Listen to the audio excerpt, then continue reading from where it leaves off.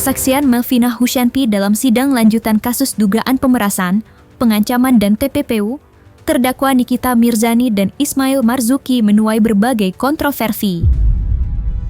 Ya, seperti diketahui sidang lanjutan tersebut digelar di Pengadilan Negeri Jakarta Selatan pada 28 Agustus 2025. Melvina yang sempat mengaku pernah mengalami posisi yang sama dengan dokter kecantikan Reza Gladys, yaitu produk skincare miliknya diulas buruk oleh Nikita Mirzani dan diperas senilai 15 miliar rupiah itu akhirnya duduk di persidangan sebagai saksi. Menariknya kesaksian Melvina itu menuai kontroversi, di mana Melvina menyeret nama dokter kecantikan Oki Pratama, membongkar terkait fakta Nikita Mirzani memerasnya senilai 15 miliar rupiah, hingga menyeret nama dokter kecantikan Reza Gladys yang melaporkan Nikita Mirzani dan Ismail Marzuki hingga keduanya mendekam di penjara. Untuk mengetahui kesaksian-kesaksian yang diberikan oleh Melvina secara utuh dan menyeluruh, maka inilah 5 kontroversi kesaksian Melvina Husyanti di sidang Nikita Mirzani, versi Cumi Top 5. Di hadapan majelis hakim dan jaksa penuntut umum, Melvina mengakui bahwa Dr. Oki yang menyarankannya untuk berkomunikasi dengan Nikita Mirzani. Ya, berdasarkan kesaksian yang diberikan oleh Melvina, Dr. Oki memberikan nomor handphone Nikita Mirzani untuk bernegosiasi dengan Nikita Mirzani yang diketahui tengah gencar mengulas produk kecantikan miliknya.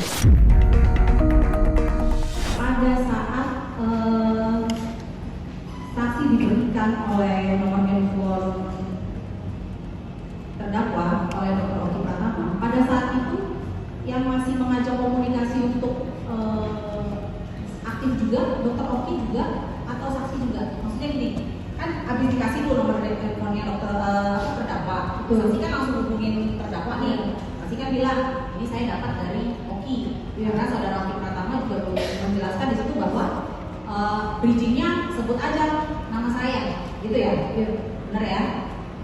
Ya, nah itu inisiatif saksi juga untuk ngomong sambil cecetan sama, ini nih aku juga sambil cecetan sama terdakwa Nikita nih, inisiatif. Kemudian responnya dari Dr. Oki gimana? Intinya katanya nurut aja, kalau sama Niki itu sebenarnya orang baik. Melvina tak membantah. Setelah diberikan nomor handphone Nikita Mirzani, ia langsung menghubunginya. Ibu Melvin, gara-gara itulah kemudian nurut arahan Dr. Oki untuk menghubungi Nikita, begitu Bu ya? Setelah berkomunikasi dengan Nikita Mirzani, Melvina meminta Nikita Mirzani agar berhenti mengulas produk kecantikan miliknya. Namun Melvina mengaku malah diperas Nikita Mirzani senilai 15 miliar rupiah. Jadi intinya uang 15 miliar itu akan diberikan supaya terdakwa tidak berpikir.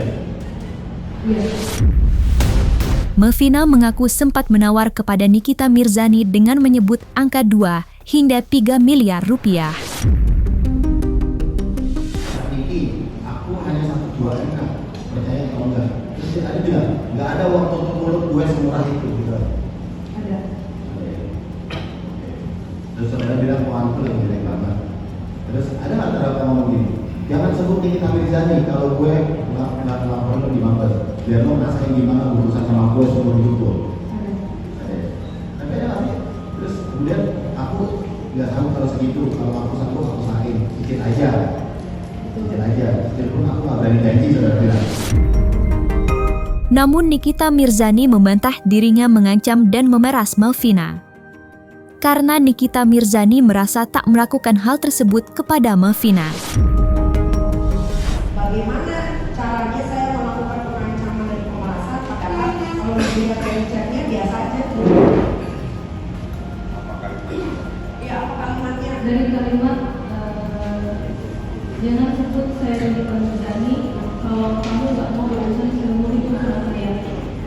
Jadi kalimat itu sangat tekanan menurut saya. Tapi saya terima nggak uang Anda yang Anda tawarin itu? Sudah tekanan. Tidak kan? Terus setelah itu ada nggak saya nomor Tidak ada. Karena saya ingat betul setelah Anda melakukan Pertanyaan selanjutnya, tidak ada lapor polisi. Pertanyaan selanjutnya.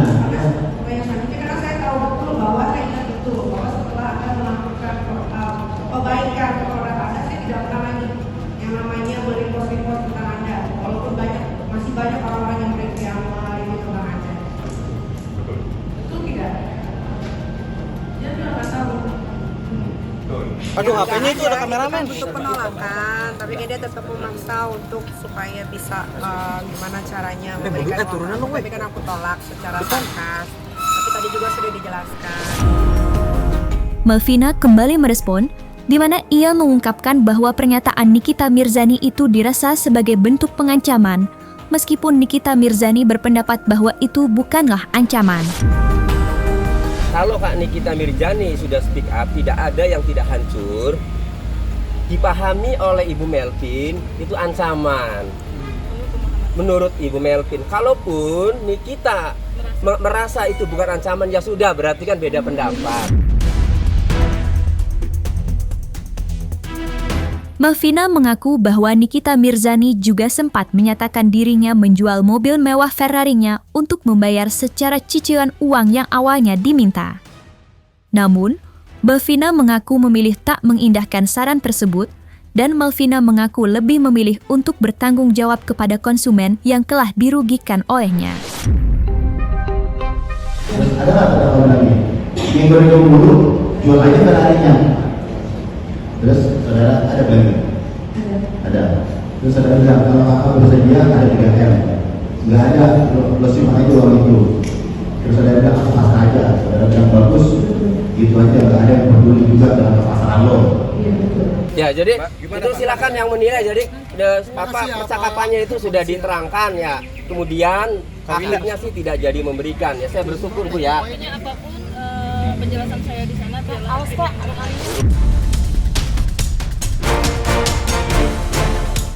Melvina mengaku bahwa dirinya sempat berkomunikasi dengan Dr. Reza Gladys. Ya, pernyataan itu membuat Nikita Mirzani mempertanyakannya. Apa komunikasi yang dimaksud? Apakah keduanya berkoalisi untuk memenjarakannya? Sebetulnya Anda sendiri BA urusannya apa sih? Hanya untuk ini aja, urusan ini gimana? Saya bekerja di BPJS itu karena saya merasa apa yang dialami berbeda sama itu yang saya alami.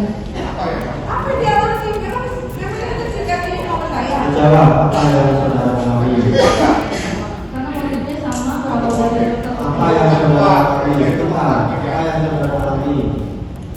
yang saya alami mendapatkan kalimat-kalimat yang sama. Menjawab pertanyaan tersebut, Melvina melalui kuasa hukumnya Tony RM menyatakan bahwa Melvina tak mengetahui terkait pemerasan yang dilaporkan oleh Reza Gladys. Melvina mengetahui hal tersebut setelah Reza Gladys resmi melaporkan Nikita Mirzani ke polisi. Ya, jadi memang yang sebenarnya itu Ibu Melvin tidak tahu pokok perkara pemerasan. Memang benar, tahunya diceritakan oleh Dr. Reza Gladys. Jadi yang benar tuh itu, tidak tahu. Makanya ketika diulang, dari mana tahunya? Kok lawyernya Tony RM mengatakan tidak tahu soal pemerasan terhadap Reza Gladys. Kok di BAP tahu kan itu? Nah, setelah dikelirkan kan tahunya dari cerita Reza Gladys. Sehingga dari cerita Reza Gladys itu tertuang di BAP. Nah, hanya saja dalam BAP mungkin tidak spesifik berdasarkan cerita dari Reza Gladys kan gini harusnya ya. Nah, itu hanya kurang itu saja. Tetapi kan sudah clear di persidangan tadi di tengah hakim bahwa tahunya itu dari Reza Gladys. Yang paling penting nih ya,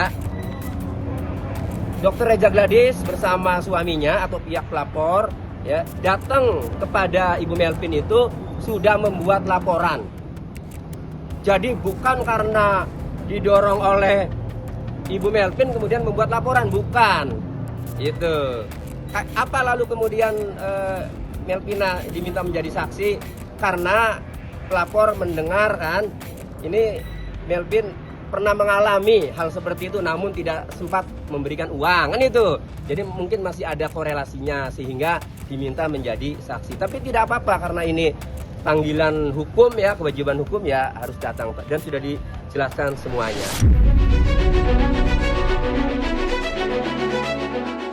Dalam persidangan, Nikita Mirzani sempat mencecar Melvina terkait produk yang diduga overclaim. Menariknya, dalam kesempatan tersebut Melvina mengakui produknya yang diduga overclaim. Ya, secara tidak langsung, Nikita Mirzani tampaknya ingin membuktikan bahwa dirinya mengulas produk milik Melvina apa adanya.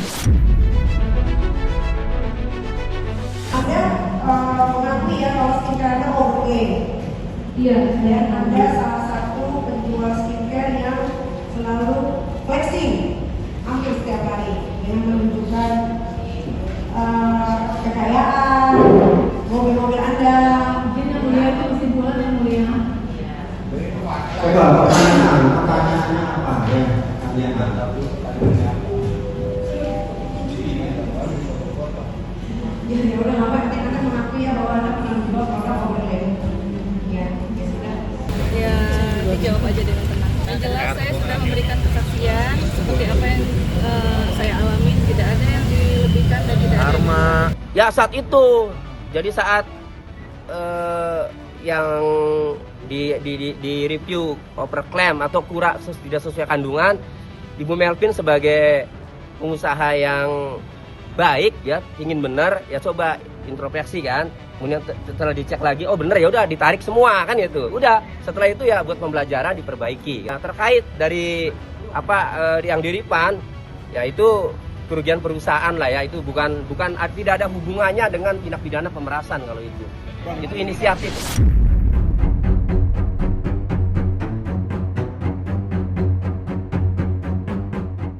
Nah, selesai sudah Cumi Lovers. Jangan lupa untuk like, subscribe, dan juga share channel YouTube Cumi Cumi.